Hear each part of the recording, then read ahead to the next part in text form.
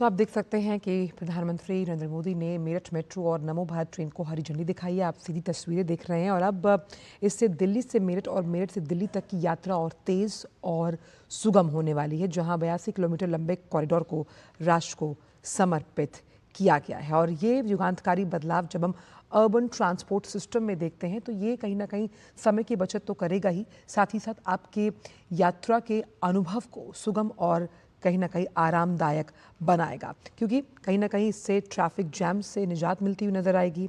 आपकी यात्रा का समय है वो कम होगा और इस ट्रांजिट सिस्टम से कहीं ना कहीं प्रमुख शहरी केंद्रों से आप जोड़ पाएंगे मेरठवासी, गाजियाबाद से जो लोग या साहिबाबाद से जो लोग नौकरी करने के लिए आते हैं।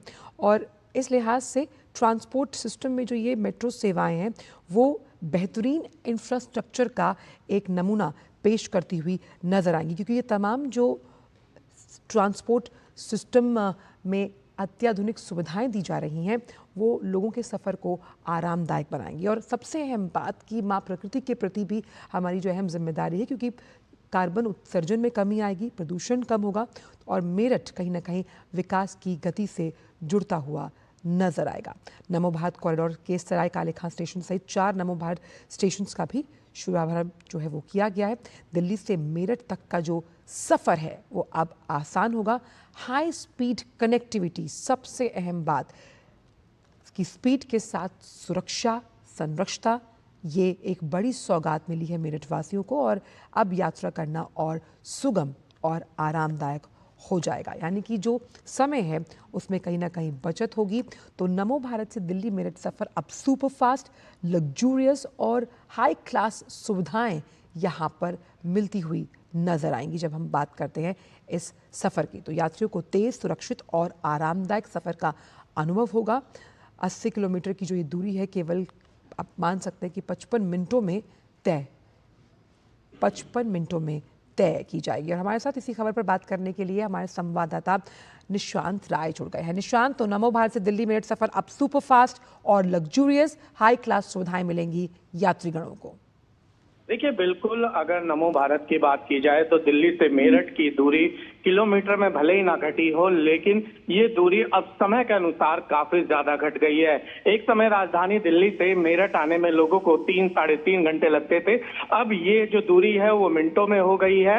और मेरठ के भी जो सबसे लास्ट छोर है, जिसके मोदीपुरम की अगर बात की जाए तो वहां तक सराय काले खां से मिनटों में आप पहुंच सकते हैं। और इससे एक तरीके से पूरे एनसीआर में आने वाले समय में जिस तरीके से हाई स्पीड ट्रेन की रफ्तार है, उसी तरीके से विकास की भी रफ्तार देखने को मिलेगी।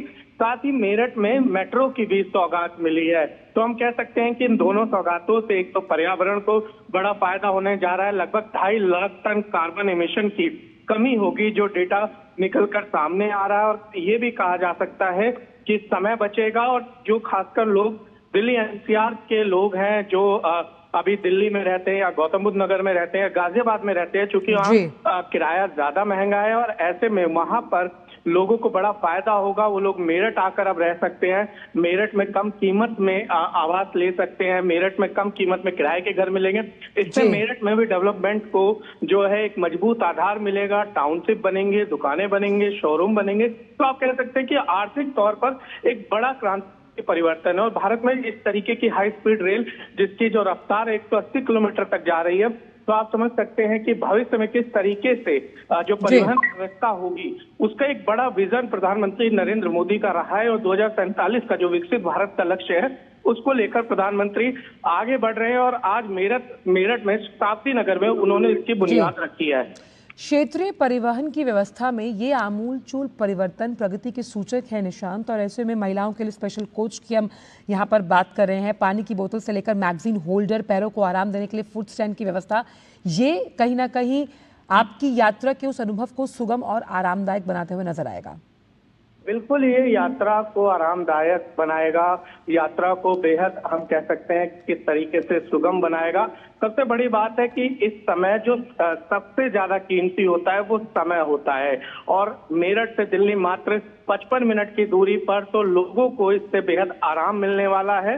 और अब हम कह सकते हैं कि भविष्य में इस तरीके का आपको परिवहन देखने को मिलेगा। एक नींव, आज एक मजबूत नींव रखी गई है मोदीपुरम से लेकर सरायकाले खां तक की, और इस नींव का असर बाकी भी एनसीआर के शहरों में एक एक करके देखने को मिलेगा।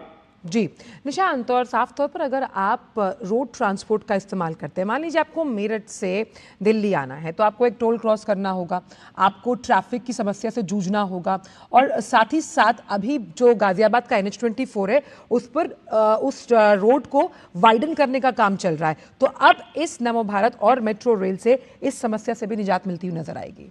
देखिए बिल्कुल, और ये एनडीए सरकार है जिसका विजन रहा है सबसे पहले दिल्ली मेरठ एक्सप्रेसवे, जिसकी शुरुआत हुई थी, और दिल्ली मेरठ एक्सप्रेसवे ने दिल्ली और मेरठ की दूरी कम कर दी।